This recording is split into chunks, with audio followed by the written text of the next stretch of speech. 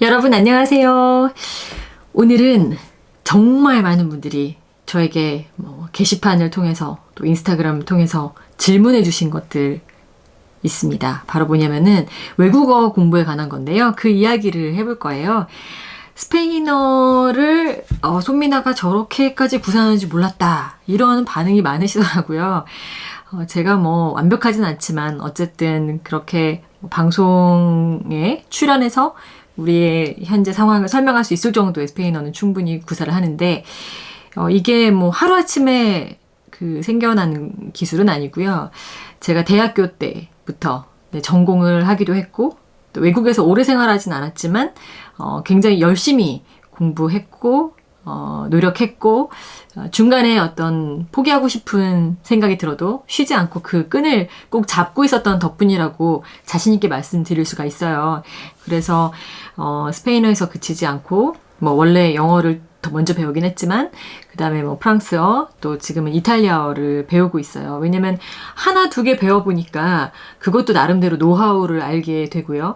또 하나 두 개 세 개 이렇게 배울수록 그때마다 얼마나 나의 우주가 넓어지는지 얼마나 내 삶이 풍요로워지는지에 대한 경험을 제가 할 수 있어서 지금의 저는 사실 여러 개의 외국어를 할 줄 아는 할머니가 되고 싶어요. 이유는 제 스스로 외국어 공부를 하고 그걸 통해서 수많은 다른 사람은 갖지 못하는 어떤 기회나 기쁨이나 이런 걸 알게 되면서 와, 이게 정말 다른 재산이 없는 사람에게 얼마나 훌륭한 인생의 어떤 자산이 되고 원동력이 될 수 있는가를 깊게 느껴서 어떤 주변의 환경이라든가 이런 것 때문에 좀 소외돼서 살고 있거나 혹은 어려움이 좀 있어서 사회적인 성공이나 이런 거를 꿈꾸기 어려운 그런 친구들을 위해서 제가 할머니가 되면 외국어를 가르쳐주고 싶거든요. 소외된 계층의 아이들한테 야, 넌 어느 나라 말이 배우고 싶니? 이런데 이 친구가 프랑스어요. 그러면 오케이.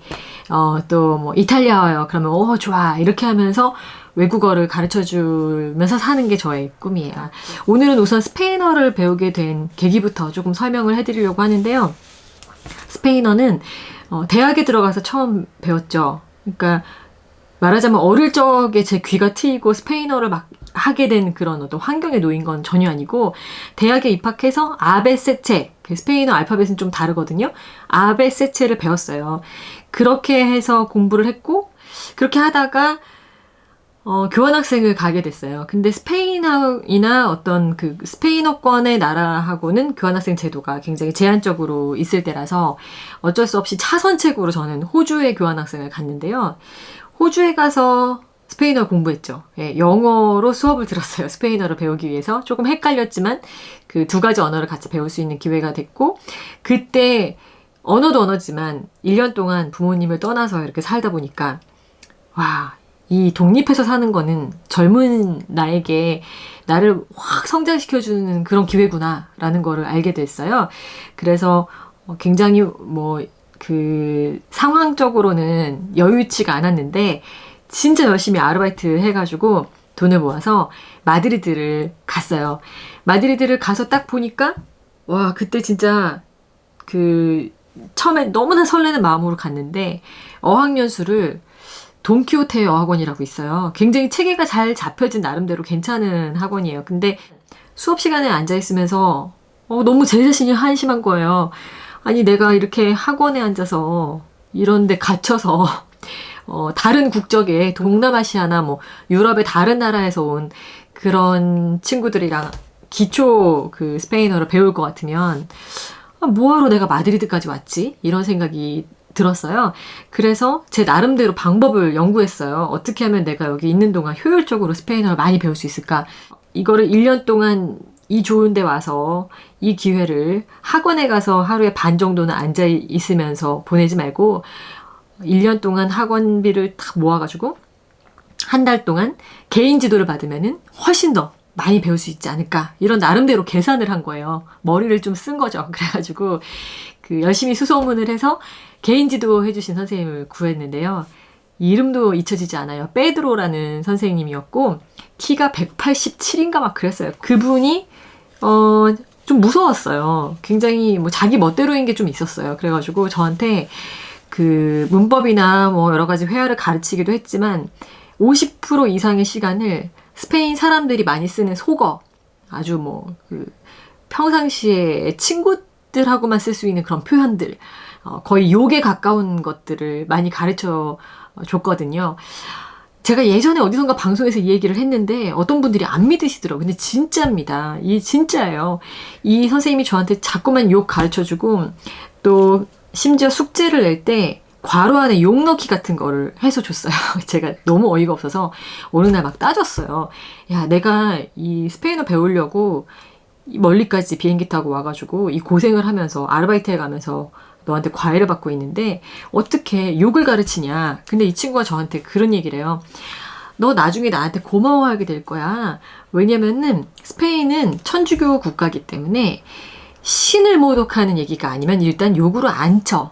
그런데다가 굉장히 어떤 그 격식을 차리지 않고 캐주얼하게 사람 관계를 맺고 어울려 지내는 그런 문화를 우리는 가지고 있어서 만약에 외국인이 이런 이야기를 한다 그랬을 때는 왜 이렇게 예의가 없어 이렇게 보는 게 아니라 오히려 와, 저 사람 되게 재밌네 이래가지고 너하고 더 사귀고 싶어 할 거야 이런 이야기를 해주더라고요. 지금 생각해보면 이건 진짜 신의 한 수였어요. 정말로 쓸모가 있었어요. 왜냐하면 막상 제가 그 페드로와의 과외 한 달을 마치고 그 친구들이 많이 사는 집으로 옮겨갔거든요. 8명의 젊은 대학생들이 모여 사는 그 집으로 이사를 딱 갔는데 이사를 가서 막상 제가 그런 말을 하는 걸 듣고 저희 집에 같이 사는 친구들이 정말 웃긴다. 너무 어린 아시아 여자애가 와서 막 그런 걸걸한 말을 해대는 게 너무 재밌으니까 이 친구들 주변에 소문이 다 나가지고 주말이면 저를 한번 보겠다고 저한테 제발 욕 한마디만 해봐 이걸 부탁하려고 친구들이 모여들기 시작한 거예요. 그래서 진짜 한 6개월쯤 지난 다음에는 마드리드 시내에 거의 마당발로 제가 이제 자리매김을 하면서 정말 많은 친구들과 즐겁게 놀고 생활하고 배우고 성장하고 이런 제 인생의 황금기를 보냈어요.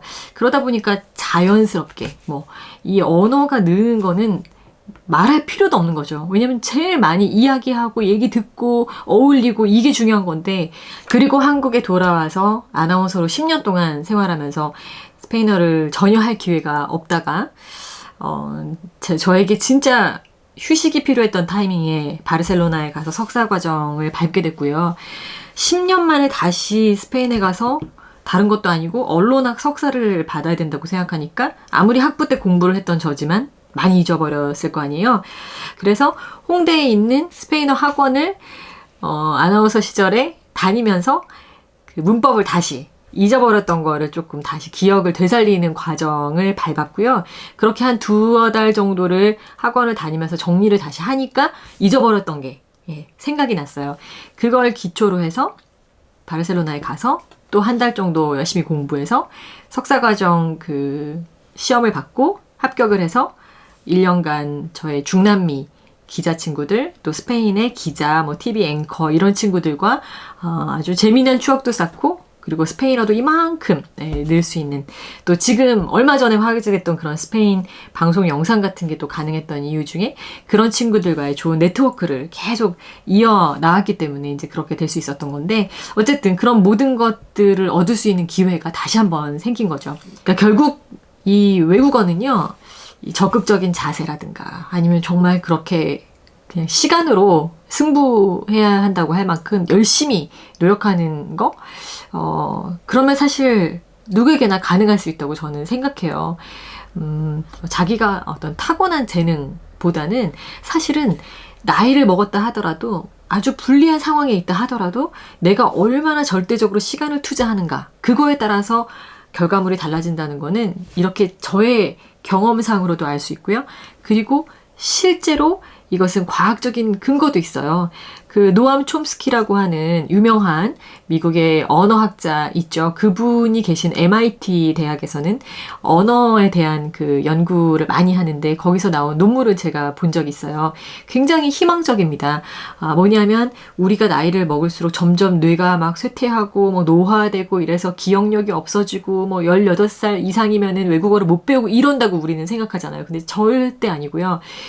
그 뇌의 변화는 사실 크게 없는데 어린아이들이 태어났을 때는 눈 떴을 때부터 잘 때까지 이 세상의 단어를 잘 몰라도 계속 그걸 듣고 있고 엄마가 계속 얘기해주고 있고 막 이런 환경 속에서 언어에 노출이 돼 있는 반면에 우리는 전혀 그럴 수가 없는 상황에서 성인들은 뭐 일주일에 끼케야 뭐 3번 정도 1시간씩 책상에 앉아서 이렇게 공부를 하기 때문에 언어를 습득하는 그 능력이 떨어진 것처럼 보인다라는 거죠. 자, 여기서 힌트를 얻을 수 있죠. 어떻게 하면 그럼 외국어를 우리가 배울 수 있을까? 뭐 어린아이들도 마찬가지고 나이 든 사람들이 어떻게 하면 자신감 있게 지금이라도 내가 하고 싶은 언어를 배울 수 있을까? 아까 말씀드린 것처럼 저는 이렇게 하나 둘 배우는 과정에서 저만의 노하우가 생겼고 자신감을 갖게 되어서 좀 남보다 두려움 덜 갖고 또 다른 언어에 도전하고 35살 넘어서 불어를 배웠고 지금 또 이탈리아어를 배우고 있고 이런 상황이거든요. 저의 모든 경험을 총망라해서 다음 이 시간에는 어떻게 하면 외국어를 잘 구사할 수 있을지에 대한 구체적인 팁을 정리해서 돌아올게요. 여러분 다음 이 시간도 기대해 주시고요. 할 수 있습니다. 아셨죠? 예, 자신감을 갖고 다음 저의 영상을 또 기대해 주시고 구독도 해 주시고 네, 그때 다시 만나요. 감사합니다. 안녕.